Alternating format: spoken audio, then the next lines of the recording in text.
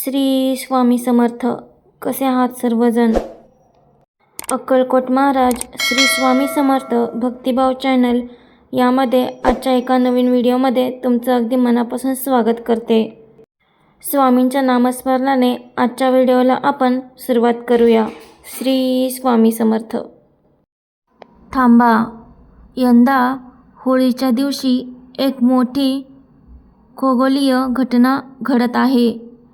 होळी आणि चंद्रग्रहण एकाच काळात येत आहे आणि हा योग खूप दुर्मिळ मानला जातो.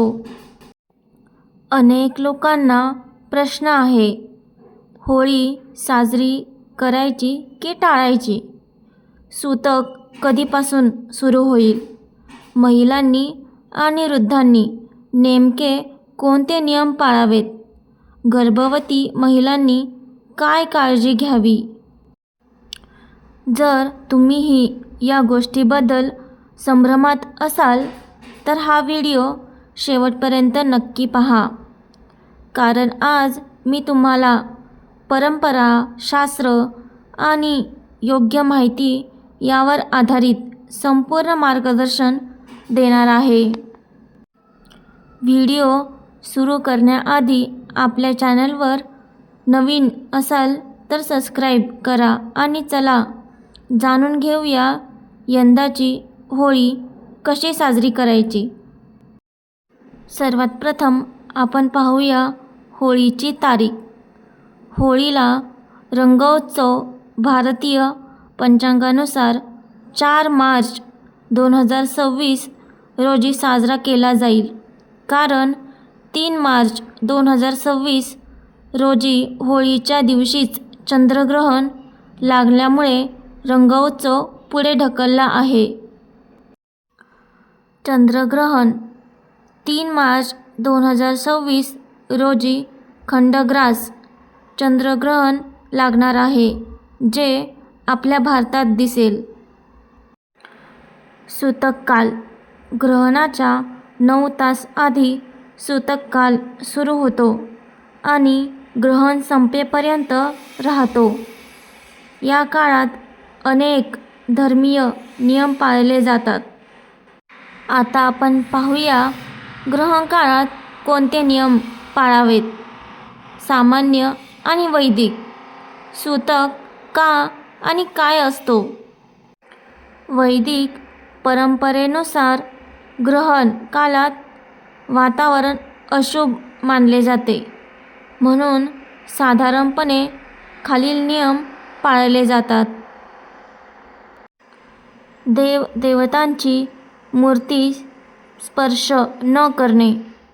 नवीन भोजन बनवू नये. जे पूर्वी बनले आहे तेच ढकून ठेवावे. विवाह छोट्या शुभकार्याची सुरुवात टाळावी. ऐसपैस अडकणारे किंवा खुशबुदार वस्त्र पांघरू नये. मंडप पूजा विधी पुढे ढकलणे शुभ असते. या काळात कुठलेही शुभकार्य करू नये. आता आपण पाहूया या ग्रहण काळात काय टाळावे. बऱ्याच लोकांना हे माहीत नाही. सूतक व ग्रहणात स्वयंपाक करणे व जेवण खाणे टाळावे. धान्य, तेलाचे व वस्तूंची नवीन तयारी टाळावे. कोणतेही धार्मिक कार्य, शुभता प्रारंभ टाळावे. तीक्ष्ण वस्तूंचे काम करणे टाळावे. चाकू, कात्री इत्यादी ग्रहणात वापरू नये. पाण्याचा किंवा आगराचा वापर टाळावा. झोपण्यास त्रास असल्यास उत्कंठा टाळा. ग्रहण समाप्तीपर्यंत. आत्ताच आपण पाहिलं ग्रहणात काय टाळावे.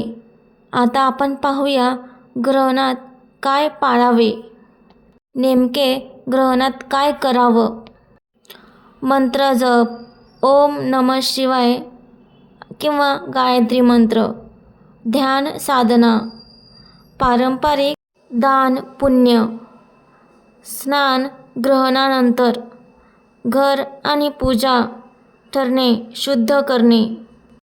ग्रहण संपल्यावर सगळ्यांनी स्नान करावे आणि पूजा करावी. सगळ्यात महत्त्वाचा भाग म्हणजे वृद्ध महिलांना, विशेषतः गर्भवतींना काय पाळावे. वैदिक परंपरेनुसार ग्रहण काळात काही लोकांवर विशेष सूचनाही दिल्या जातात. या धार्मिक श्रद्धा आधारित आहेत. गर्भवती आणि वृद्ध महिलांनी ग्रहणात बाहेर न जाणे, तीक्ष्ण वस्तू हाताळू नये. गर्भवती महिला आणि वृद्ध आजारी लोक शारीरिक श्रम कमी करावेत. मन शांत ठेवणे व उपाय मंत्र जप. वैज्ञानिक आधार नाही, हे पारंपरिक श्रद्धा आहेत. वैदिक पारंपरिक दृष्टिकोनातून महत्त्व. चंद्रग्रहण हिंदू परंपरेनुसार आध्यात्मिक ऊर्जा बदलते असे मानले जाते आणि या काळात साधना, जप व दान पुण्याचे विशेष फल मानले गेले आहे. ग्रहणानंतर स्नान, मनोकामना पूर्ती व दान केल्याने शुभ परिणाम मानले जातात. तर मित्रांनो, यंदाची होळी आणि चंद्रग्रहण याबद्दलची संपूर्ण माहिती तुम्हाला मिळाली असेल अशी आशा आहे. ही माहिती प्रत्येक घरापर्यंत पोहोचणे खूप गरजेचे आहे, विशेषतः महिलांपर्यंत आणि आपल्या घरातील ज्येष्ठांपर्यंत.